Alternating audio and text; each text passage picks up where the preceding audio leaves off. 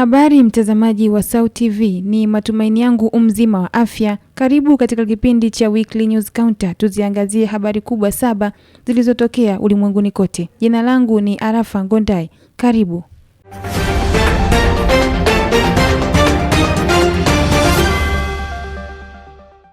Viongozi wa Ulaya wameongeza shinikizo la kufanyika kwa mazungumzo ya amani kati ya Ukraine na Urusi, huku watu watatu wakiripotiwa kuuawa katika mashambulizi mapya ya vita vinavyoendelea. Mwandishi wetu Mariam Hamisi amefuatilia taarifa hii kwa kina.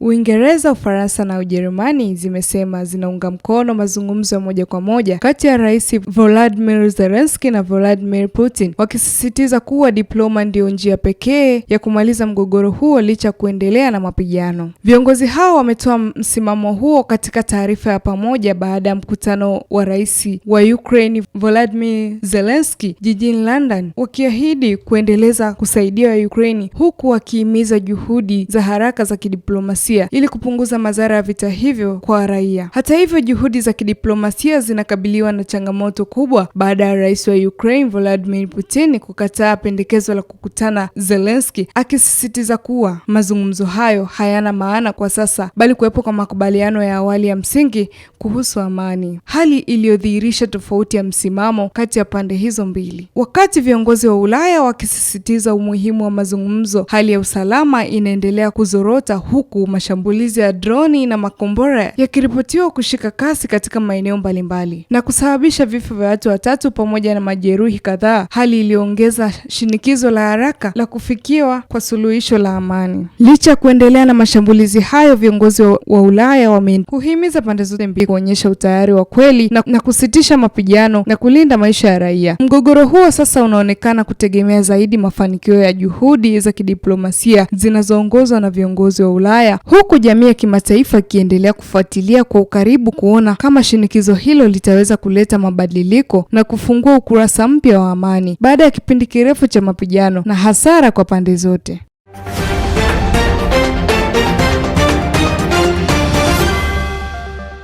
Na sasa tuhame bara la Ulaya na tuelekee huko nchini Urusi. Urusi imelaani uamuzi wa Umoja wa Ulaya wa kuidhinisha meli za kijeshi katika bahari ya Mediterania kusimamisha na kukagua meli za kigeni zinazoshukiwa kuwa sehemu ya meli za kivuli zinazosafirisha mafuta ya Urusi.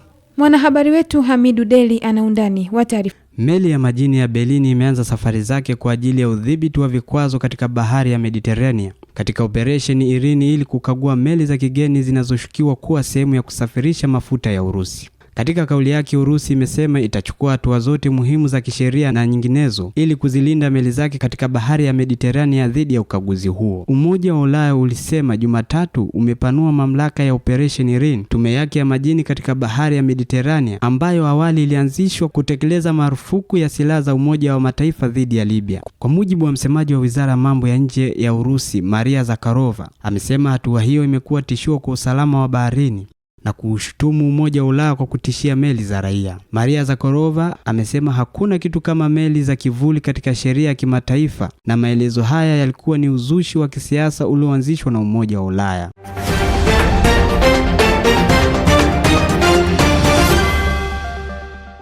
Tukiachilia mbali taarifa yake Hamidu Deli, na sasa tuelekee katika taarifa nyingine ambapo idadi ya wakimbizi duniani ilipungua mwaka 2025 kwa mara ya kwanza katika zaidi ya muongo mmoja. Beka Mlokozi amefuatilia ripoti hii kwa kina. Hayo ni kulingana na ripoti ya shirika la Umoja wa Mataifa la kuhudumia wakimbizi UNHCR iliyotolewa mapema wiki hii. Kwa mujibu wa UNHCR, watu milioni 41.6 walikimbia vurugu na migogoro katika nchi zao mwaka 2025, idadi ambayo ni pungufu kwa 3% kulinganishwa na mwaka 2024. Kamishna mkuu wa Umoja wa Mataifa anayeshughulikia wakimbizi Bam Salih amesema kupungua huko kulichangiwa na ongezeko la watu waliorejea makwao, ingawa wengi wao hawakurejea kwa hiari. Ametahadharisha kuwa kulazimisha watu kurejea katika nchi ambazo bado si salama, ambako hawana njia za kujikimu kimaisha, kunaweza kusababisha wimbi jipya la watu kuhama. Miongoni mwa makundi makubwa zaidi yaliyorejea makwao walikuwa raia wa Afghanistani ambao walilazimishwa kuondoka Pakistan na Irani mwaka 2025, licha ya baadhi yao kuwa wameishi katika nchi hizo kwa miaka mingi.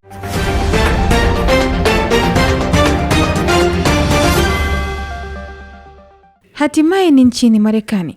Mvutano wa kisiasa kati ya Marekani na Iran umeendelea kuongezeka baada ya Iran kutangaza kufunga kikamilifu mlango bahari wa Hormuz na kupiga marufuku usafiri wa meli katika njia hiyo muhimu ya kimkakati duniani. Mwanahabari wetu Victoria Lupamba anatuarifu zaidi kuhusiana na mvutano huo. Hatua hiyo imekuja kufuatia madai ya mashambulizi mapya yaliyofanywa na jeshi la Marekani katika maeneo mbalimbali nchini Iran kwa amri ya Rais Donald Trump. Jambo lililoelezwa na Iran kuwa limebadili hali ya usalama katika ukanda huo. Kwa mujibu wa taarifa zilizoripotiwa na vyombo vya habari vya serikali ya Iran, jeshi la nchi hiyo limeeleza kuwa uamuzi wa kusimamisha shughuli za usafiri wa baharini katika eneo hilo umechukuliwa kwa lengo la kulinda maslahi ya taifa na kukabiliana na kile kilichoelezwa kuwa vitisho vya moja kwa moja dhidi ya usalama wa Iran. Jeshi hilo pia limetoa onyo kwamba meli yoyote itakayojaribu kupita katika eneo hilo kinyume na maelezo yaliyotolewa inaweza kuchukuliwa hatua za kijeshi. Wakati huo vyombo vya habari vya Iran viliripoti kuwa meli mbili zilishambuliwa wakati zikijaribu kuvuka eneo hilo, tukio ambalo limetafsiriwa kama ishara ya utekelezaji wa hatua kali zilizotangazwa na Tehran dhidi ya usafiri wa kimataifa kupitia mlango wa Hormuz. Hata hivyo, wachambuzi wa masuala ya kimataifa wameonya kuwa endapo hali hiyo itaendelea, inaweza kusababisha athari kubwa kwa usafirishaji wa mafuta duniani, biashara ya kimataifa pamoja na kuongezeka kwa hatari ya mzozo mpana wa kiusalama katika Mashariki ya Kati.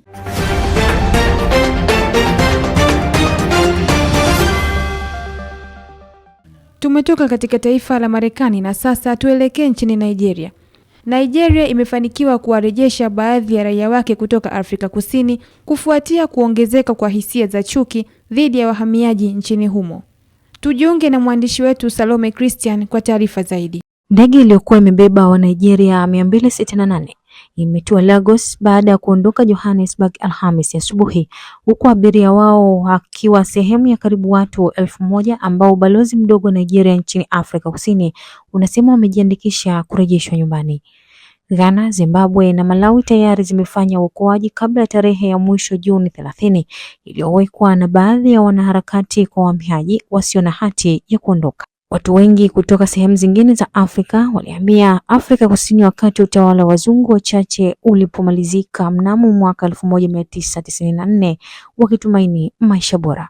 Lakini huku Afrika Kusini ikikabiliwa na kiwango cha ukosefu wa ajira cha zaidi ya 30%, hisia za kupinga wahamiaji zimeongezeka, huku maandamano yakifanyika katika miji mikubwa na watu wanakabiliwa na mashambulizi ya chuki dhidi ya wageni.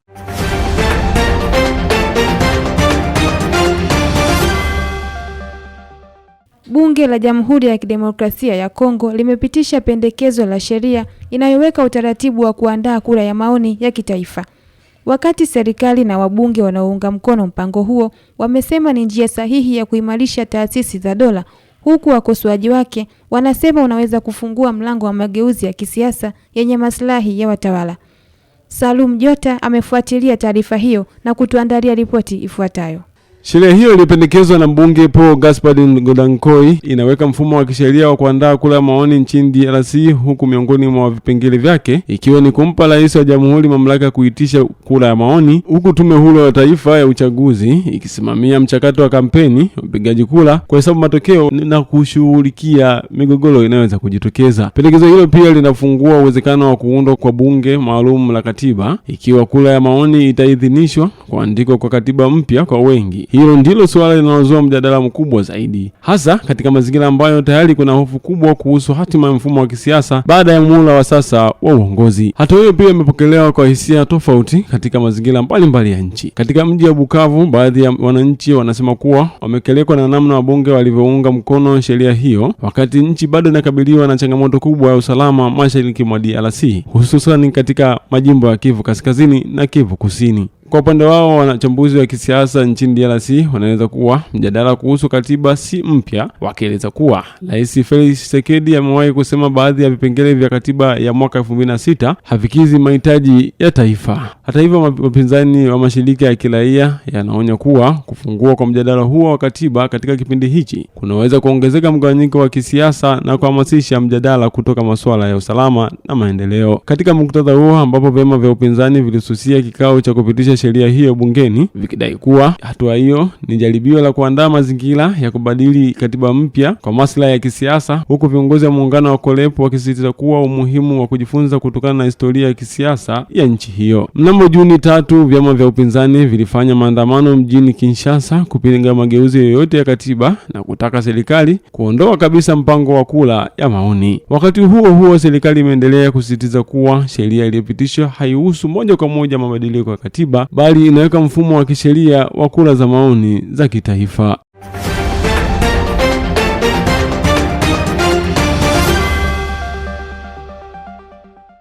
Matisha taarifa zetu tukiangazia ziara ya Papa Leo. Kiongozi wa kanisa Katoliki duniani Papa Leo wa 14 amesisitiza hitaji la kufanya kazi kwa amani. Katika ziara yake huko Sagrada Familia, akitolea mfano kanisa kuu kama katekesi iliyotengenezwa kwa mawe, rangi na mwanga, Papa Leo amesisitiza kwamba wale wanaoamini hawawezi kuwaua watu wasio na hatia wala kuwaacha wale wanaoteseka, wanaolia na wanaokimbia umasikini. Samia Umari anatujuza zaidi. Papa Leo wa 14 alianza ziara yake katika kanisa la Sagrada Familia kwa kusali mbele ya sakramenti takatifu na kutembelea kaburi la Antonio Gaudi, ambaye maono yake aliiumba basilika kuwa usemi mkubwa wa imani ya Kikristo kupitia usanifu, mwanga, rangi na ishara.